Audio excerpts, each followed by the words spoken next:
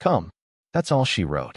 One word, like a hook pulling me back into something I wasn't sure I wanted to see. I was already home, shoes still on, keys still in my hand, staring at that glowing screen as if the letters themselves were laughing at me. 5 minutes earlier, I'd walked out of that party like a ghost, invisible to her, invisible to everyone. I could still hear the music pounding in my head, the laughter, the sound of her voice blending with someone else's, his. I don't even know why I left. Maybe because standing there, watching her, felt like drowning in slow motion. The way she leaned into him, her boss, like the rest of the room, didn't exist. It wasn't even what she said. It was the way her whole body changed when she was near him. Like she'd forgotten me completely. I sat in the driveway for what felt like forever, phone in my hand, staring at that word. Come. Why now? Why? After I've left, does she suddenly want me there? Was it guilt? Was it just because she needed a ride home? Or was something else happening that I wasn't supposed to see? My first instinct was to throw my phone into the seat and ignore her. Let her enjoy her perfect little world without me. But something inside me twisted, this ugly mixture of jealousy and fear, and before I even realized it, I was back in the car, driving, heart pounding like I was headed straight into a storm I couldn't escape. I didn't even have a plan. I just knew I had to see. I didn't even remember driving there. One moment I was staring at her text in the driveway. The next I was pulling up in front of Ethan's mansion again, my pulse hammering in my ears. The place looked different now. The glowing windows that had seemed warm and inviting earlier now felt like a stage, with shadows moving behind the curtains like actors in some play I didn't belong in. My fingers clenched the steering wheel so hard they hurt. I walked back to the front door, trying to act like I hadn't just stormed out 20 minutes earlier like some sulking child. No one even noticed I'd gone, and that stung more than I wanted to admit. As I pushed open the door, the noise hit me again. Loud music, clinking glasses, fake laughter. And there she was, Fiona, standing in the corner, close to Ethan, her hand brushing against his sleeve as if it had every right to be there. I froze. She hadn't even seen me yet, but I saw her face. She looked alive in a way I hadn't seen in months. Her smile was wide, genuine, and I hated myself for noticing that she hadn't smiled at me like that in a long time. For a second, I thought about just turning around and leaving for good. But then Ethan leaned in, said something into her ear, and I saw her tilt her head slightly, laughing softly. It was such an intimate thing, so subtle, but it felt like I'd been punched in the gut. I walked over, my heart pounding, forcing a smile like I was just coming back from the bathroom. She looked startled when she saw me. "Oh, you came back," she said, her voice a mix of surprise and something else I couldn't place. "Guilt?" "Yeah," I said, trying to keep my voice steady. "You told me to." For a second, I thought I saw something flicker in Ethan's eyes, a tiny smirk before he turned to talk to someone else. Fiona grabbed my arm, her grip too tight, like she didn't want me to say something stupid. "Can we talk outside?" she whispered, but not in a way that made me feel like she wanted to be with me. More like she wanted to control me. As we stepped outside onto the terrace, the night air felt cold and heavy. I asked her the question I'd been choking on all night. "Why did you want me to come back? You didn't even care when I left." She stared at me for a moment, her lips pressed together like she was hiding something. I don't want you to get the wrong idea," she said finally, looking back toward the glass doors where Ethan was laughing with someone else. "It's work. That's all this is." But the way she said it didn't feel like the truth. The terrace was quiet compared to the chaos inside, but that silence felt heavier than the music ever could. Fiona crossed her arms, leaning against the railing, her eyes darting toward the sliding doors as if she was checking to make sure Ethan wasn't watching. It wasn't the nervous, shy kind of look I used to know. It was something sharper, like she was calculating every word she was about to say. I stood there, my hands stuffed into my jacket pockets, trying not to let my voice shake when I asked, "The wrong idea? You've barely looked at me all night, Fiona. What am I supposed to think?" She sighed and gave me this tired, almost annoyed expression. "It's just a party, for God's sake. You don't have to act like I'm doing something wrong because I'm talking to people I work with. You know how important this is for me. Ethan's not just my boss, he's—" She stopped herself, biting her lip. She always does that when she's about to say something she shouldn't. My heart skipped a beat. "He's what?" What was she about to say? "Ethan's what?" I asked, stepping closer. "Nothing," she said quickly, shaking her head. Forget it. You're reading too much into this. Reading too much into it? The way her shoulders tensed, the way she wouldn't meet my eyes, it all screamed that she was hiding something. I wanted to push her, to force her to tell me, but part of me was terrified of the answer. What if I was right? What if I'd already lost her and just hadn't realized it yet? Before I could say anything else, the terrace door slid open, and Ethan himself stepped out, holding a glass of whiskey like he owned the entire night. He gave me that smirk again, the one that felt like it was aimed straight at my gut. "Ah, you're back," he said casually, like he was greeting an intruder who'd somehow found their way into his house. "Fiona, we were just about to start the toast inside. Don't want to keep everyone waiting." She smiled at him, not at me, at him, and said, "We'll be right there." Then, without another word, she walked back inside, leaving me standing there like a fool. I watched her through the glass door, the way she blended back into that room like she belonged there, like I was the outsider. Something in me snapped a little. I wasn't just going to stand there anymore. If something was going on, I needed to know. I wasn't going to be the idiot who ignored the signs until it was too late. I followed them back inside, but instead of sticking by her side, I slipped into the background, pretending to grab a drink while keeping my eyes on them. Ethan lifted his glass for the toast, and Fiona was right beside him, her hand brushing his as if it was no accident. I don't even remember what he said during the toast. My blood was pounding too hard in my ears, but I remember the way she looked at him while he was speaking, like he was someone she admired, someone she trusted, someone she wanted. And then, as the room erupted in applause, Ethan leaned close to her again and whispered something in her ear. She didn't pull away. She smiled. Something was definitely wrong. I stood there, holding a glass I didn't even want, pretending to sip while watching Fiona and Ethan move through the crowd like some perfectly choreographed dance. She laughed when he laughed, leaned in when he spoke, and I realized I'd barely heard her laugh like that at home in months. Every smile she gave him felt like a knife in my ribs. I kept telling myself I was being paranoid, but then I caught something I couldn't ignore. Ethan's hand brushing against the small of her back, lingering just a second too long as he guided her through the guests. She didn't pull away. She didn't even flinch. The room felt suffocating, and I knew I couldn't just stand there anymore. I needed to do something, anything, to prove to myself I wasn't losing my mind. So I followed them. Not openly. I kept my distance, weaving through groups of people who barely noticed me. They slipped down a hallway near the back of the house, away from the noise, and I knew I shouldn't follow, but my feet moved anyway. The hallway was dimly lit, lined with black and white photographs of Ethan's adventures, yachts, mountain peaks, private jets.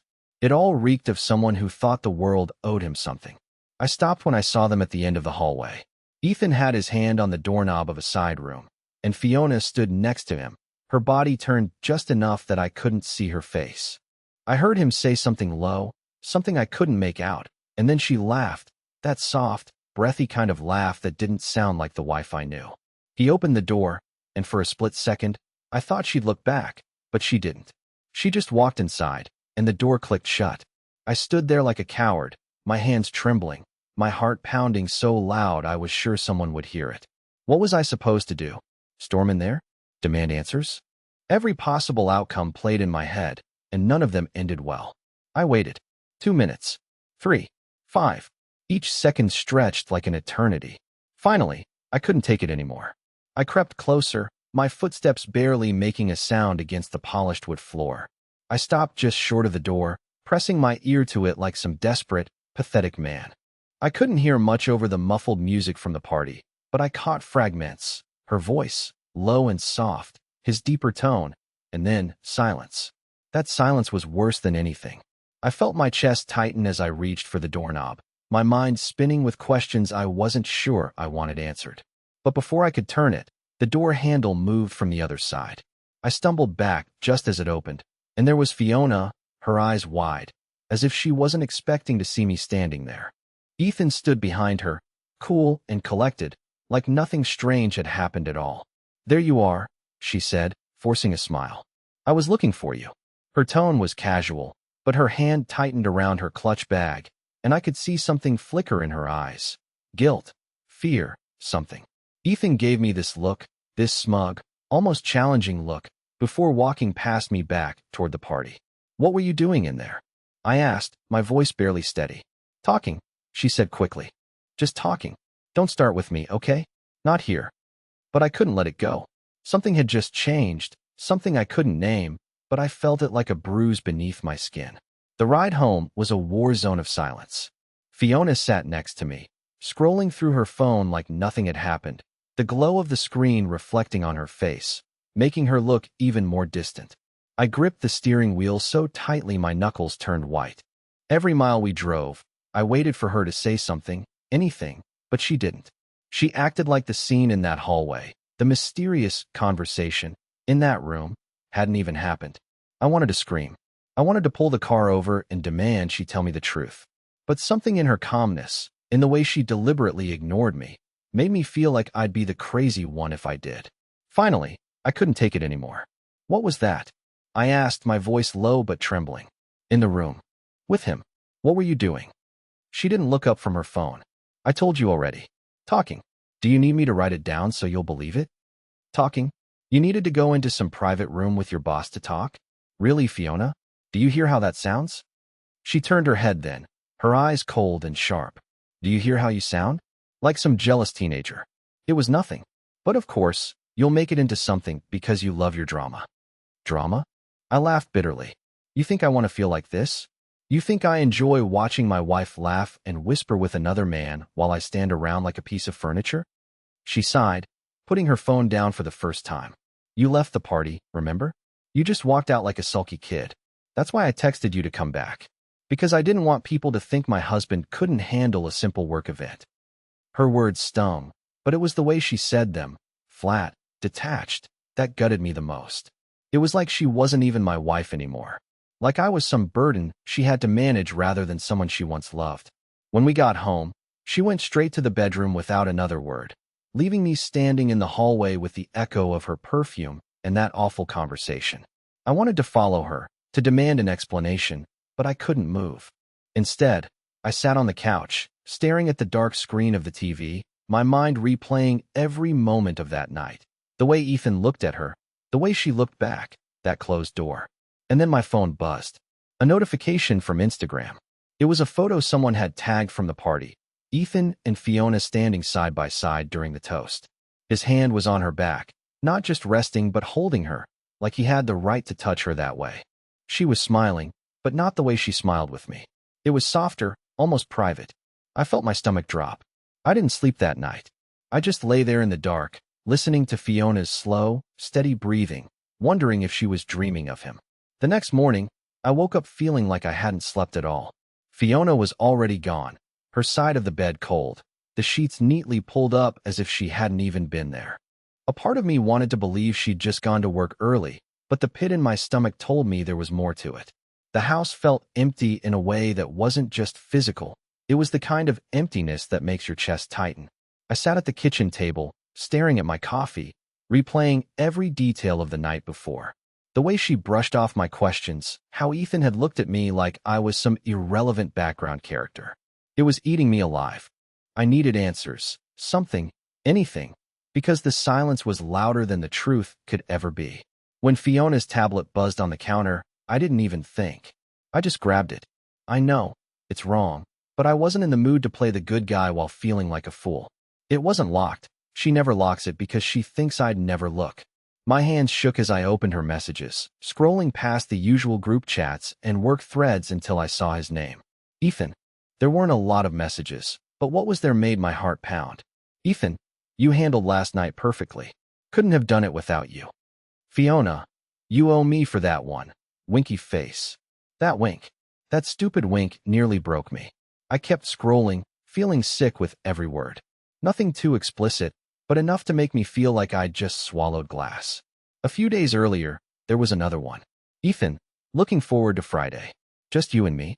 Fiona, you know I can't say no to that. I dropped the tablet like it burned me. My mind was spinning. What did he mean by just you and me? What was happening on Friday? Was she lying to me about working late?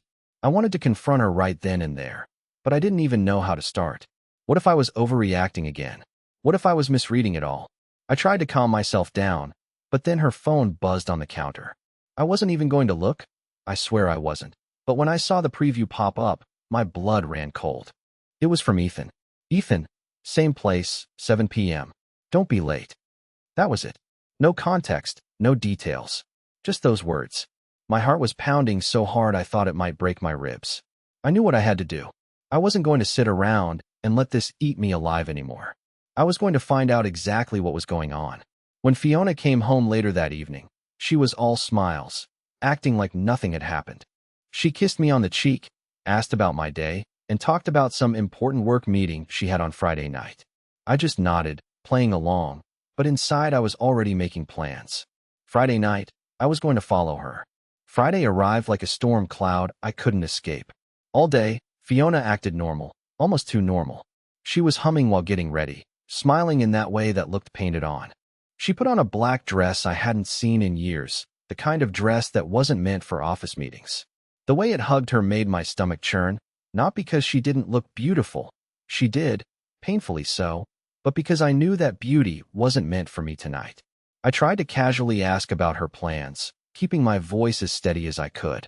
She barely looked up while slipping on her heels. "It's just work, baby. You don't have to worry," she said, with that sing-song tone people use when they want you to stop asking questions. By the time she left, I was already in my car, parked a few houses down. I felt like a cliché, the pathetic husband trailing his wife, but I didn't care. I had to know.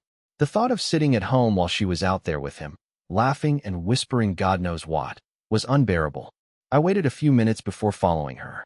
She drove across town, the sunset turning the sky a bruised shade of purple, and I stayed 2 cars behind, heart pounding every time she slowed down. When she finally pulled into a quiet, upscale restaurant, I felt my throat tighten. It wasn't one of those big, corporate restaurants where you'd expect a work dinner. It was intimate, hidden away, the kind of place couples go when they don't want to be found. I parked far enough away that she wouldn't notice me and watched as she stepped out of the car. And then I saw him. Ethan. He was already there, waiting, leaning casually against his car like this was some scene they'd rehearsed 1,000 times. He greeted her with a smile that felt too familiar, his hand brushing the small of her back as they walked inside together. I sat there for a long moment, gripping the steering wheel, fighting every urge in me to just storm in and confront them. But something told me to wait, to watch. So I did. Through the restaurant's front window, I saw them sitting at a small table tucked in the corner, her laughter floating across the room even through the glass. She leaned in when she talked, her hand brushing his wrist like it was second nature. Then I saw something that made my blood run cold. She reached for his phone. He passed it to her, and they both looked at something on the screen, smiling like they were sharing a secret. What secret? What was so funny? I wanted to tear the window open and demand answers, but I stayed frozen in the car, my mind spiraling with every possibility. An hour passed, maybe more. I was so focused on watching them that I barely noticed the time. When they stood to leave, I ducked low, my heart hammering. They didn't even look around, just walked out together like they didn't have a care in the world. Fiona laughed at something he said, the kind of laugh that made me remember when she used to look at me that way. It hurt more than I expected. Instead of following them home, I did something I wasn't planning on. I followed them to his car. Ethan opened the passenger side door for her, not the driver's side, the passenger side. And for a moment, she hesitated. My breath caught in my throat. Then she got in. They didn't head toward our house. I followed Ethan's car through the dark streets, my hands shaking on the wheel. Every turn they made felt like it was leading me further away from my marriage, from everything I thought I knew. My mind kept spiraling, images of them laughing, touching, doing things I didn't even want to imagine. I almost turned around twice, convinced I didn't want to see what was at the end of this road. But something inside me kept pushing forward. Finally, they pulled into a quiet lot near the edge of town. It wasn't a hotel like I'd feared. It was a community center. The parking lot was half empty, and the building itself had a banner that read, "Charity Gala Rehearsal, Private Event." I sat there for a moment, completely thrown off. What was this? I watched as Fiona and Ethan got out of the car and walked inside. Curiosity took over my fear, and I followed, slipping in through a side entrance. What I saw stopped me in my tracks. Inside the hall, there were tables filled with decorations, flowers, boxes of supplies, donation forms. A small group of people were setting up for what looked like a charity fundraiser. Fiona was laughing with 2 women, showing them how to arrange the flowers while Ethan carried a stack of boxes.